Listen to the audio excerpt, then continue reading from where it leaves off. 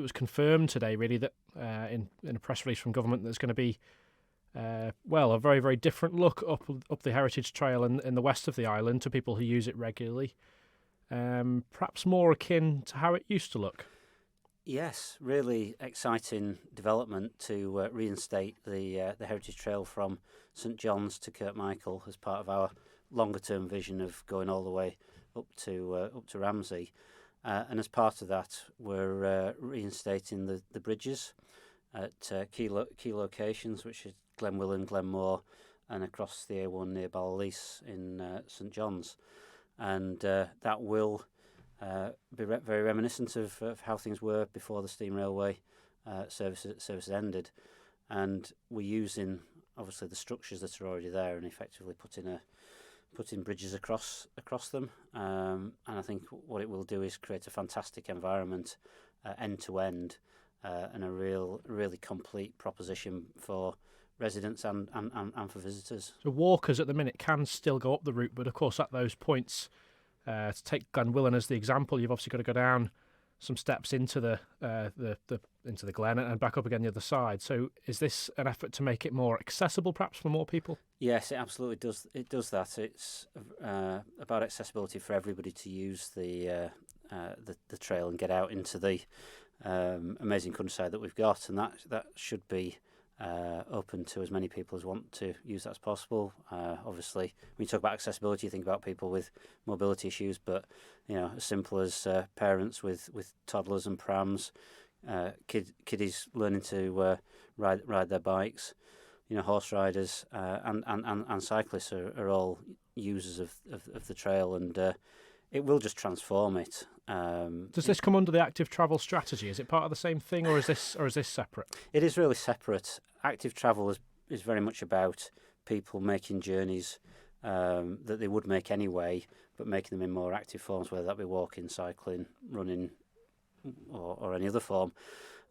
This is really about taking an asset which has been lying there effectively underused since the railways were shut, and actually doing what you see in many other jurisdictions. I'm very familiar personally with the Peak District in Derbyshire, where there's some fantastic trails across that area, that national park area, and they become really well used by every section of the community, young and old, and it's about really connecting people into the countryside and making it easy for everybody to do that, and perhaps reaching people who maybe wouldn't go for a very strenuous walk up in the uplands, but might be very keen to do something on a pleasant Sunday afternoon, and maybe tie it in with perhaps some refreshment or some other purpose, but very much a leisure focus. Sounds good. I'm sure most people will agree. It does come with a fairly hefty price tag.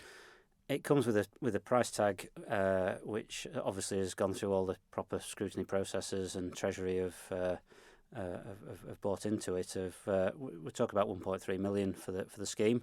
Whether that's hefty or not depends on your perspective. I actually think it's very good value, and I think it's really important that we continue to invest in the island as a great place to live, to work, and to visit. And I think actually long term this will be seen as tremendous value, because it will really transform what we've got from being an old redundant railway line to actually a long distance path through the island's countryside, and we know that the countryside is one of our best assets. At the time of you and I speaking, this has been up on social media as an announcement for a few hours now.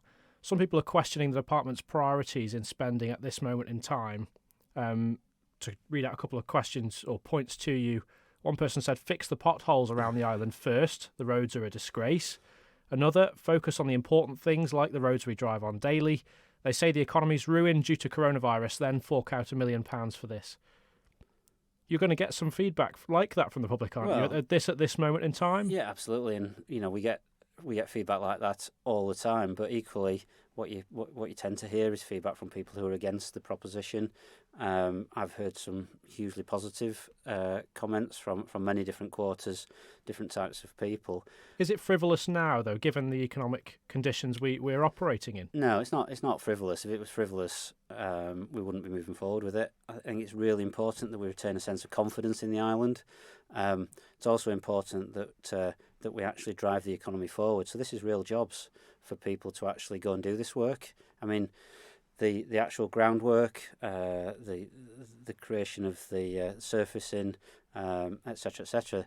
Those are all jobs that are going to be done by local contractors, and we know we're going to have a challenge to create job opportunities, particularly as we go into autumn and winter. So we have to be prepared to remain confident in the island, and we're seeing some real positive signs in terms of people wanting to buy houses and move here, and I think it's really important that we do have that long-term vision here. Yes, coronavirus has been a big impact. We're not through it yet.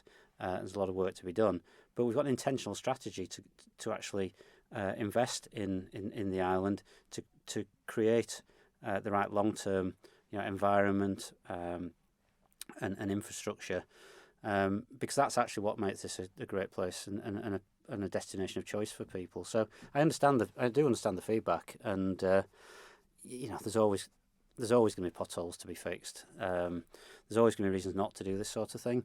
But actually, I think there's some real vision in this, and I think certainly talking to the Minister for Enterprise and the Visit Agency, they're really excited about what we're doing here and really supportive. And I think we will get some good long-term spin-offs from it. But yes, I accept that people will see the figure in isolation, but it's part of a much broader picture. Some more comments for you. The best thing to do would be to replace the old railway lines with fast, modern electric trams. Another, they should never have taken the tracks up, put them all back. We have the trains, so we could use the railway properly again to get from Port Erin to Ramsey. You've spoken about the vision of this project. Yeah. These aren't going to be load bearing, are they? So that's not a possibility. The bridges are there for the specific purpose, so they'll be engineered to that strength and that specification. Would it have been significantly more money to make them load bearing? Well, I think what's being talked about. The short answer is yes, it would be. Was it looked at? No, because this is about. I mean, it is going to be load bearing. It's just not load bearing for the, to the specification that you would need. But we're not talking about reintroducing an electric rail service or a steam rail service all around the island. I mean, that would be a huge capital cost, and I think it would be very challenging to produce a business case which would justify that. And the reality is maybe the writer of the email was right that they should never have been removed, in the same way as we can't hold you accountable for that, I should say. But these are the things that people are thinking. Yeah, absolutely. But we can't. Whatever we think, we can't change the past. And it's the same in the UK, where it now looks short-sighted. Some of the cuts that were made in the Beeching era, but actually, what it's left us with is an asset that we can now use. We haven't been using it much. Yes, some people have been out maybe mountain biking or walking on the track, but it's been minimal use. And actually, we've got the opportunity to create a fantastic asset for the 21st century here. And for me, that's the prize here. Just finally, will this impact in any way in the ongoing refurbishment along Douglas Promenade?